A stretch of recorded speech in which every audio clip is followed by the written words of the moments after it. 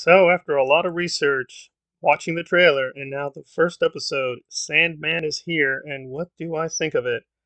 Well, unlike a lot of people, I did actually defend Neil on the casting controversy with Death. I was skeptical and suspicious. I don't think they got the right actress, but within the mythology, it does make sense because Death is not really a human being.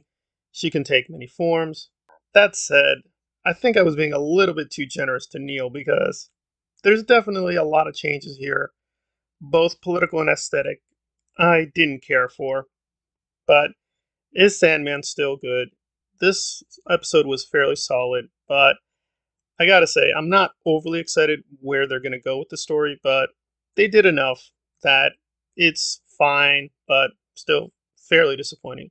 So, if you know Sandman broadly, it's a very weird, metaphysical, existential kind of comic book series. It features Morpheus as the lead protagonist, but really it's just these weird cosmic adventures they get on, and it doesn't have the usual. And they mostly do try to respect the basic mythology. We have basically bits and pieces of the early books and the early stories, but they're mixing them in with other parts of other stories, and the mixture is a little bit all over the place. So we do get the basics that Morpheus is captured, even though this is a non-spoiler review.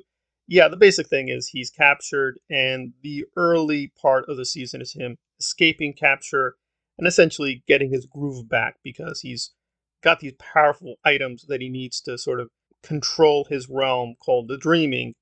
And the basic stuff is fine.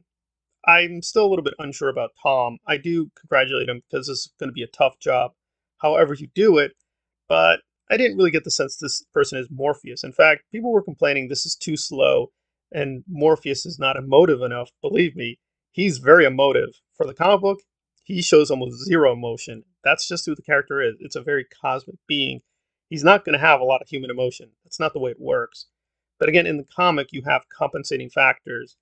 It's also interesting that the early stories were much more traditional superhero stories. It's really only after a certain issue that Sandman was much more distinctive. But the early stuff even features the Green Lantern, if you can believe it. This one is trying to go further than that. It is trying to challenge you with what you see in superhero films and television, and you should congratulate that.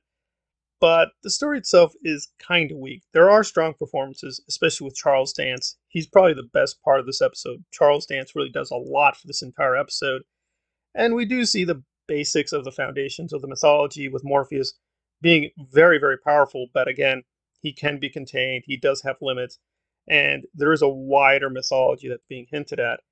And I do think the story itself was adequate. They changed a huge amount of details, and I did find some of them a little obnoxious. One of the things in Hollywood now is, and some of it is positive, but it can also be very negative, is they are inserting a lot of black actors and black characters in for no reason. Now, a lot of this is in the text. We actually do see black people in the early part of the story. The problem is it's global. The way comic books work and the way films and television work are still very different. With the early Sandman, we got a global view of how this so-called sleeping disease worked. Here, we're just sticking to Britain, basically. Yes, they talk about World War One and World War Two somehow being affected by this, and I guess, the Cold War was also created by Morpheus in a weird way. But it's very, very different in the books. You get this kind of global scope within the books that we really don't see here. It seems very localized to just basically England, and that really does a lot of damage to the mythology. It's got a much, much wider scope. So hopefully the other episodes are going to delve more into this because this felt really like a very small generic fantasy. And people have noted this that because of the budget, because they did spend a lot and it does look great, the costumes look amazing and the setting looks fine and the sets are very well constructed. But again, they kind of switch back and forth. Well, you'll notice very clearly when something is real and something is CGI. The CGI is done well, but you always know it's fake. It doesn't have the epic global sweep of even the early Sandman stories. If you're a book purist, you're going to be disappointed.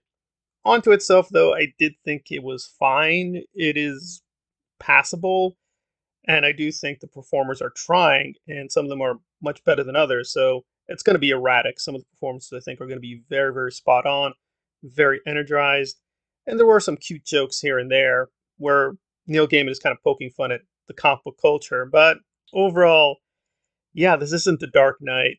This isn't some of the best work which we find with comic book adaptations. I'm sort of going to be a little bit more negative than positive. I still would recommend this. I do think they really tried, and I do think there's a lot of good stuff. There's a lot of promise here, and it's not as bad as the trailer makes it seem. Really, from the trailer, you think it's going to be nonstop CGI flashy nonsense. It's not that. They took their time. The pacing was a little slow, but I thought it was fine for the story they're telling. But really, it only whetted your appetite. But I think they're off to a slow start. It's solid, but I do think Neil made some pretty problematic creative choices, which I think is going to divide the fandom. And I'm sure as we go further and further in the season, it's going to split people a lot in terms of what they're doing with the mythos as a whole. So I do recommend it, but I'm going to give it a very severe 7.65. I am recommending it, but yeah, I do foresee there's going to be a lot of problems ahead.